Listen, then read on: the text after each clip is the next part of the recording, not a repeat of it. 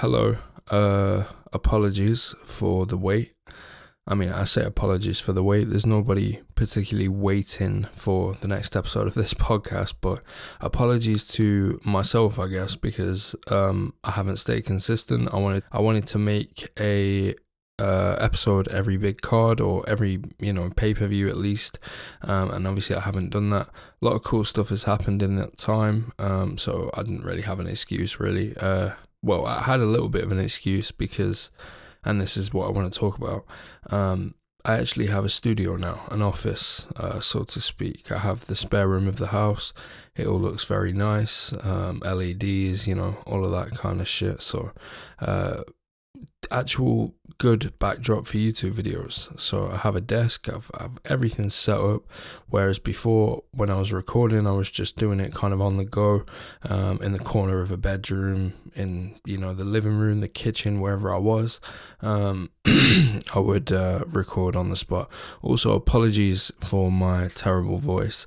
It is 3 a.m. Saturday night. There's no UFC on tonight, so I thought that I would do this instead because my body is just trained at this point to stay up till stupid o'clock every Saturday night, to be honest. So, but in saying that, what I do want to say is the next card that is coming on the 7th of October, I think it is, next Saturday anyway, from when I'm recording this, is Grant Dawson versus Bobby Green.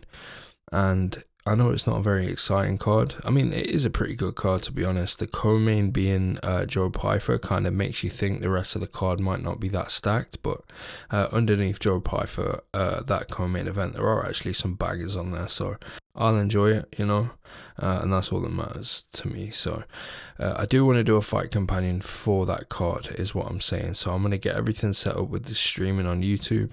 I don't think many people will be there for it, but I just want to get a fight companion out the way,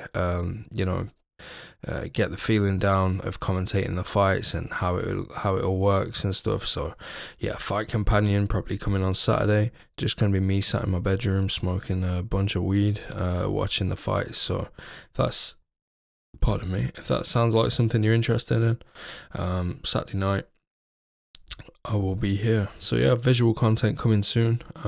Decent actual good YouTube videos, not just me talking over a screenshot for half an hour, but actual visual content. I want to cover all things fighting, MMA, boxing, anything that goes on at one with the 4-ounce Muay Thai stuff, anything really, any fights, influencer shit, I don't care, bro, just all of it.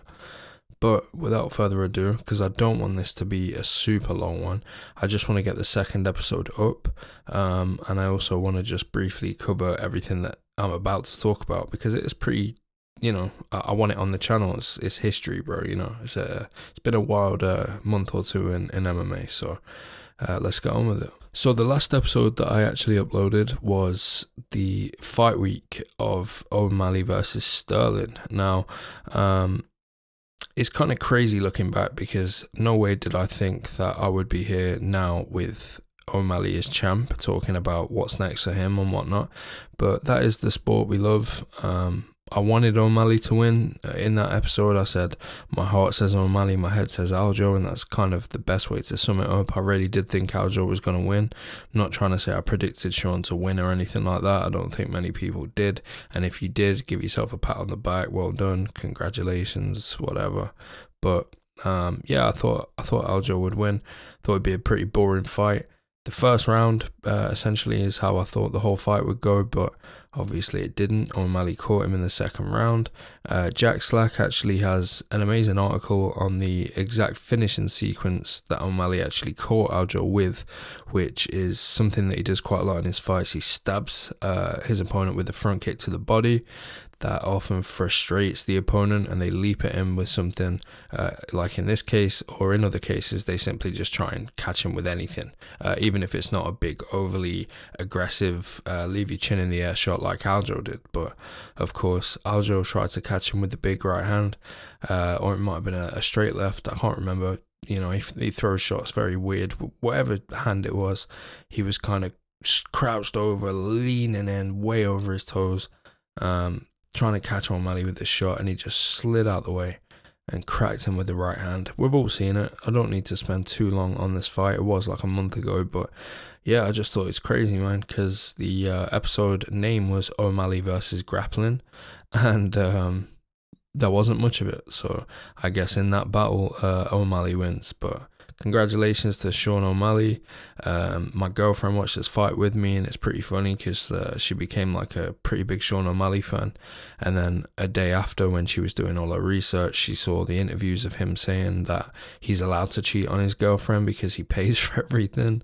If you're an MMA fan and you watch this sport with your girlfriend, you know, a lot of these fighters, with the open relationship stuff, or in this case just straight up saying, yeah, I cheat on my girlfriend, you know, and the whole Conor McGregor cheating on Dee Devlin, you know, if you're trying to get your girlfriend to watch the sport, there's definitely going to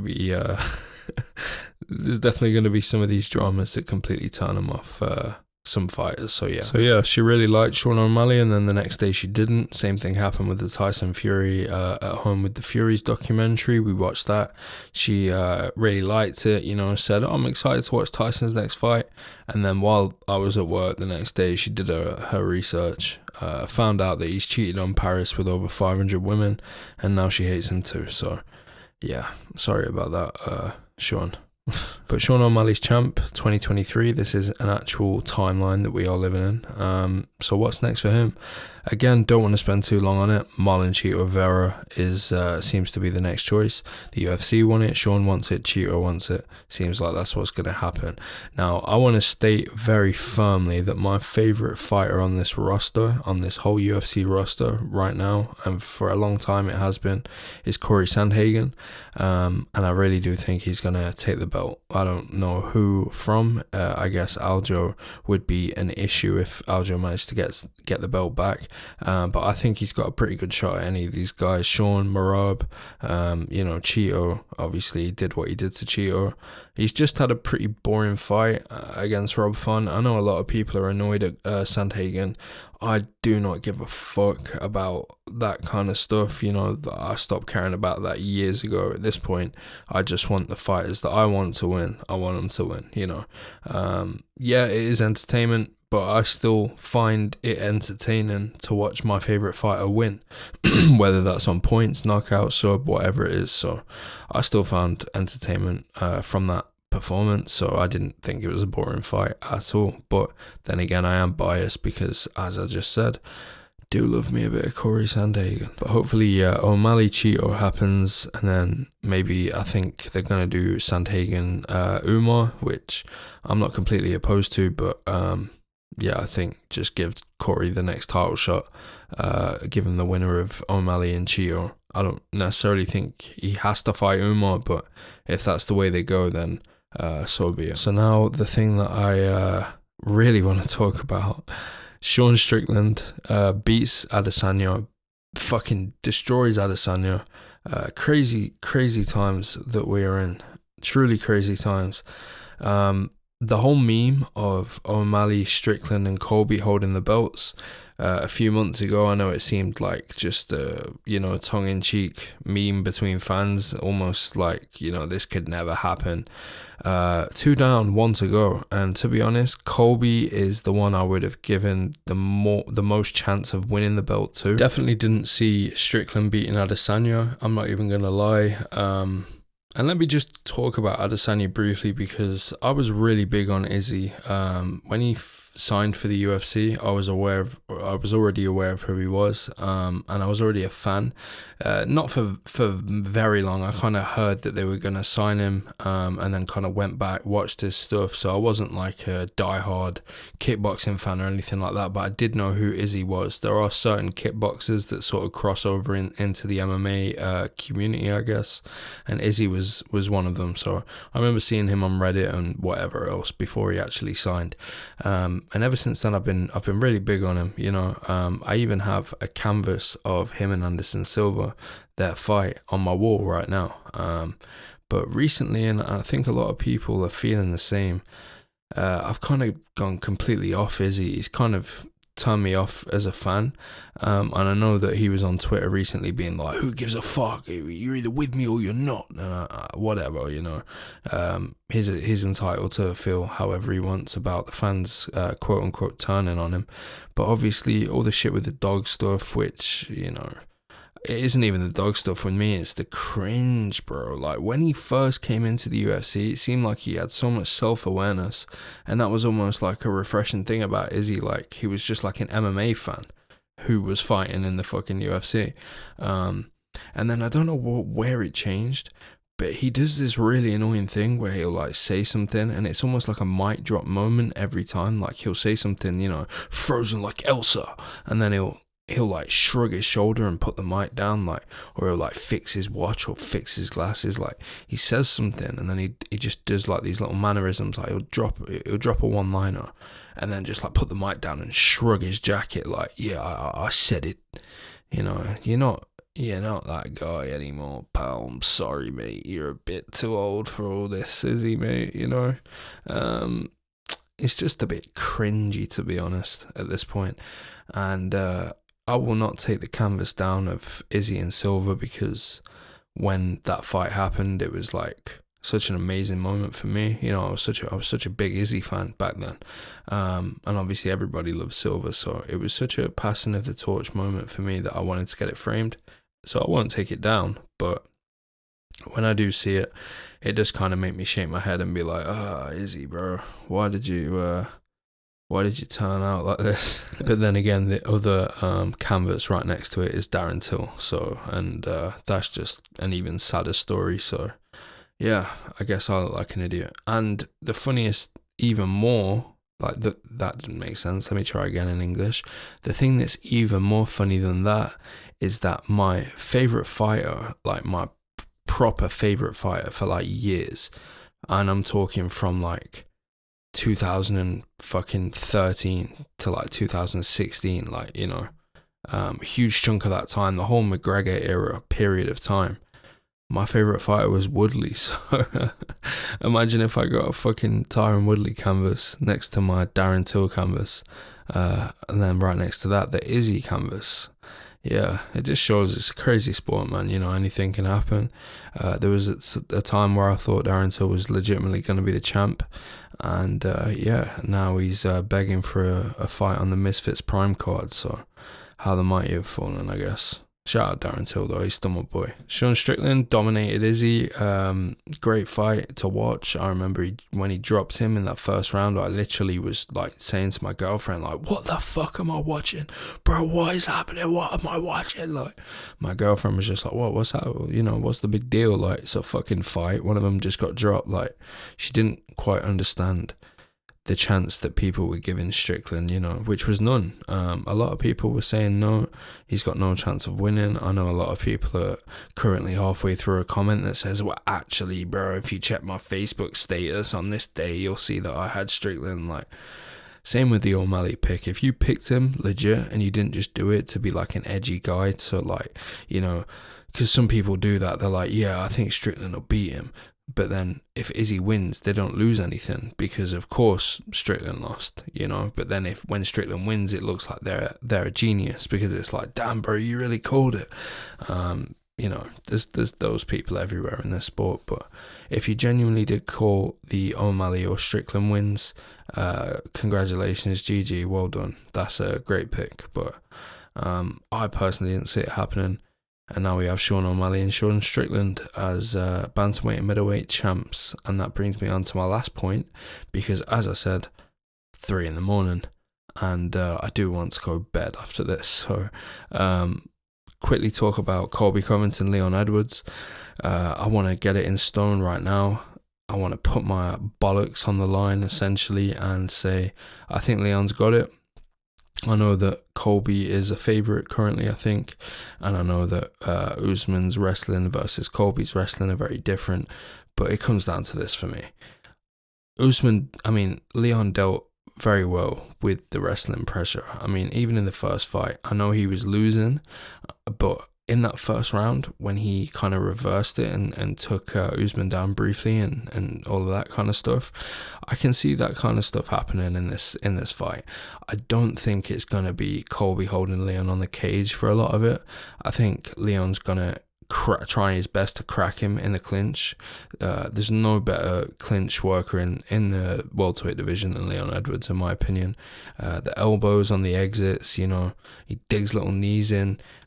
Even if you're over or under, he'll try and hit you with something, you know. Even if Colby's got full body lock on Leon, I can see Leon just trying to hurt him in the clinch. And Colby's tough, don't get me wrong, but I can just see Colby shooting in, going for the chain wrestling, maybe a low single, or maybe he's against the cage and he's just trying to grind the minutes out and win some rounds.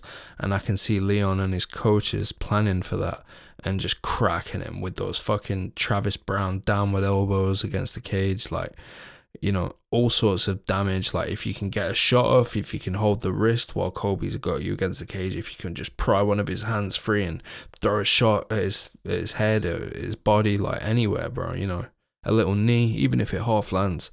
I know obviously that has its downsides, I guess, because obviously if Leon throws a knee and he leaves himself vulnerable, it's easier for Colby to get the takedown, and Colby he will take you back, and he will try and sub you, you know. And Usman doesn't really do that. He's more of a aim for the scorecards kind of guy, but Colby does go for the finish. He does have a lot of decision wins on his record as well, but you know, hopefully it's a good fight. I do have Leon.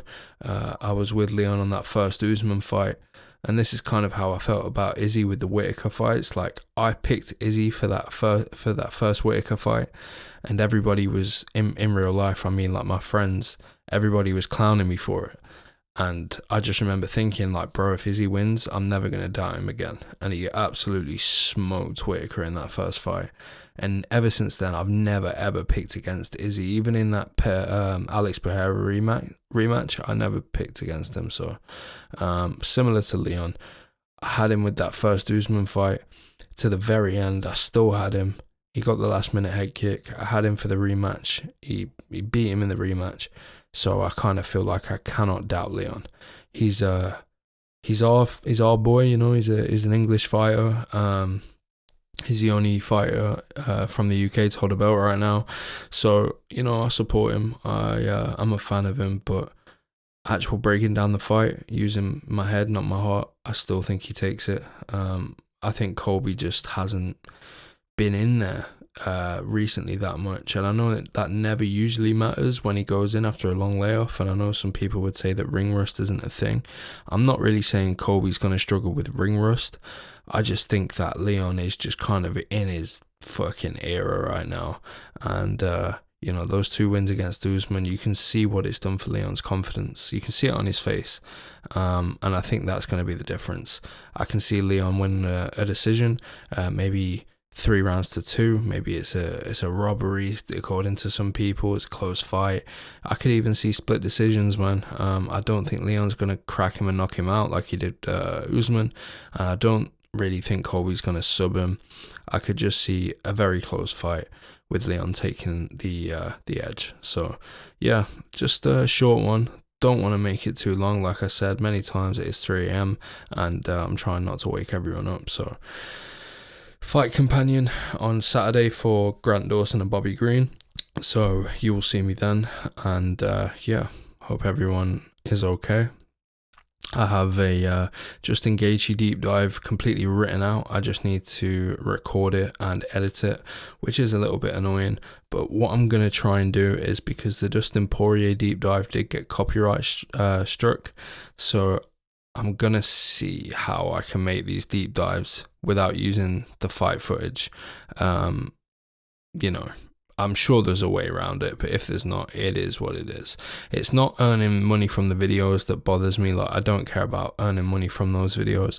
I just don't want my channel to ever get in trouble. You know, I don't want to ever get my channel like struck down or anything. So I just want to be careful about that. But yeah, thanks for listening. Hope everybody's having a good night. Whenever you listen to this, if you're at work, I hope that your shift ends soon. And yeah, appreciate it. See you next time. Well, see you Saturday.